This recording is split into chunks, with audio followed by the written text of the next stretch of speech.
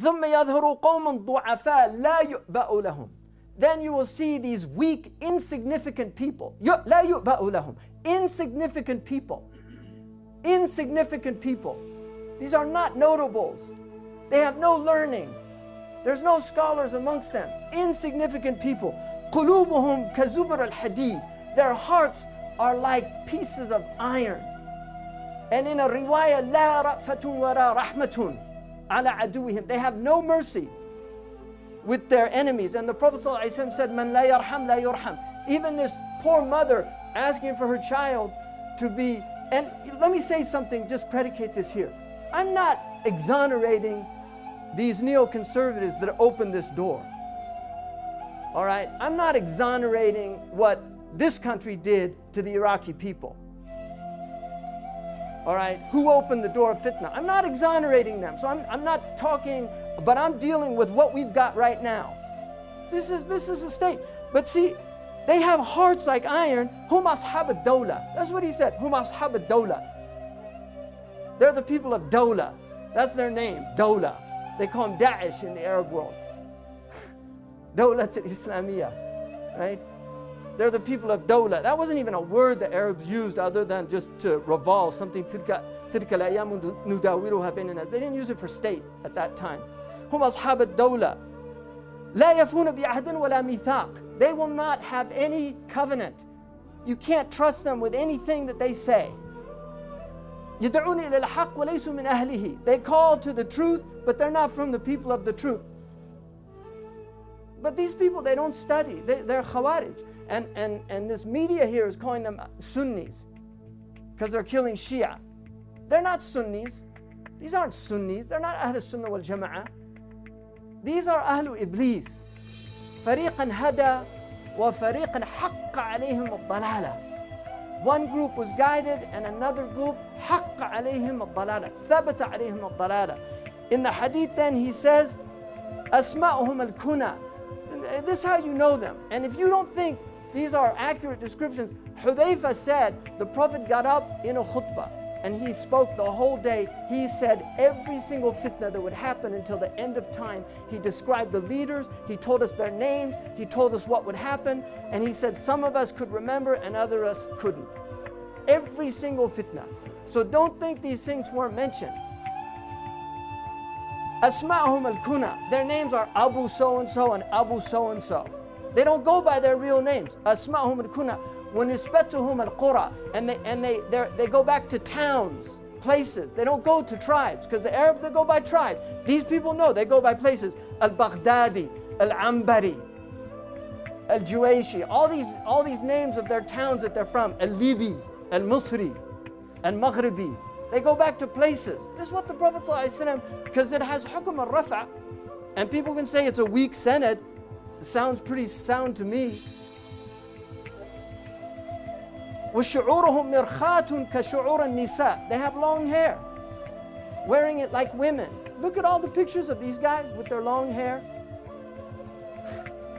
Because it's not that the Prophet ﷺ didn't have long hair, but it's no longer fashionable in the Arab world. Arabs don't wear their hair long, so that's a sign that you know them. Their hair is long. حَتَّى يَخْتَلِفُوا فِي مَا بَيْنَهُمْ. They'll start fighting amongst each other. That's the nature.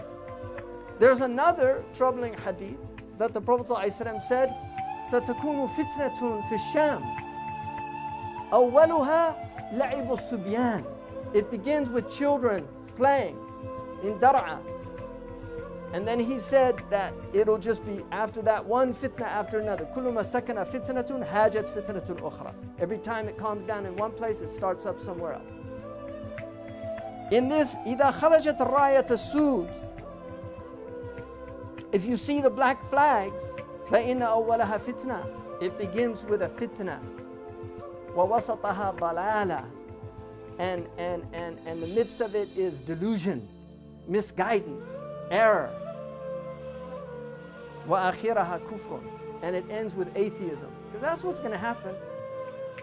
And in this hadith that Makhul relates, he says, Mali wali bani al-Abbas. Because most of these they thought had to do with the Abbasids. But then he said, شَيَّعُوا أُمَّتِي, they split my ummah. وَأَلْبَسُهُمْ ثِيَابَ السَّوَادِ, and they put black clothes on them. أَلْبَسُهُمْ ثِيَابَ النَّارِ, may God put clothes of fire on them. These people are Khawarij. They're killing Muslims. They've every single criteria. And don't be fooled by their piety. Don't be fooled by their piety, because the Prophet ﷺ said, عند صلاتهم تحقرون صلاتهم. When you see them pray, you'll consider your prayer insignificant. وعند صيامهم تحقرون صيامكم. But he said, يقرؤون القرآن ولا يتجاوز حناجرهم. They'll recite the Quran, it won't go past their throats. The ulama said it means they won't understand it. Because they don't have the tools. You can't understand the Quran without the tools. They won't understand it. And then he said, يَمْرُقُونَ مِنَ الدِّينِ Sahih Bukhari, يَمْرُقُونَ مِنَ الدِّينِ كَمَا يَمْرُقُ السَّحْمُ مِنَ الرَّمِيَّةِ. They will leave this religion like an arrow is shot out of a bow. And in a riwayah in al-Bukhari, it says, يَخْرُجُ فِي أُمَّتِي. And then the Rawi says, مَا قَالَ مِنْهَا.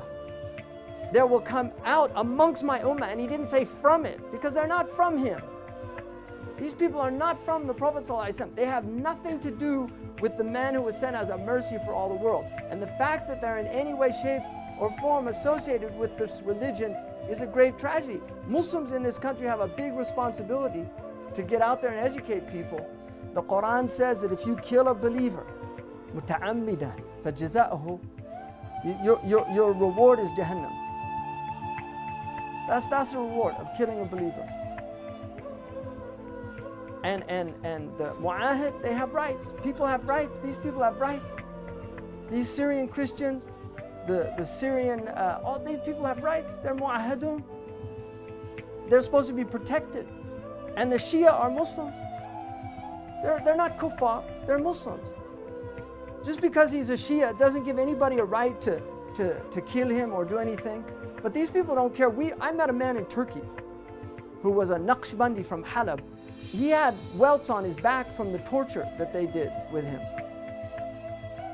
Why? Because he was an imam in a masjid where they did dhikr in a group. That's why he was tortured. And they were going to kill him. He escaped. They had a raid and a bomb fell, and he got out and he fled to Turkey. We met him. I had lunch with him. That's the type of people we're dealing with. This is what we're up against. But I mean, I feel compelled to talk about this. I feel compelled to, we have some young people that think somehow this has anything to do with Islam. You need to educate these young people. Young people filled with zeal, they want to do something, and they're fed up with seeing Palestinians massacred, Muslims massacred, nobody cares. They don't care here. They talk about the Christians in Iraq. What about all the Muslims?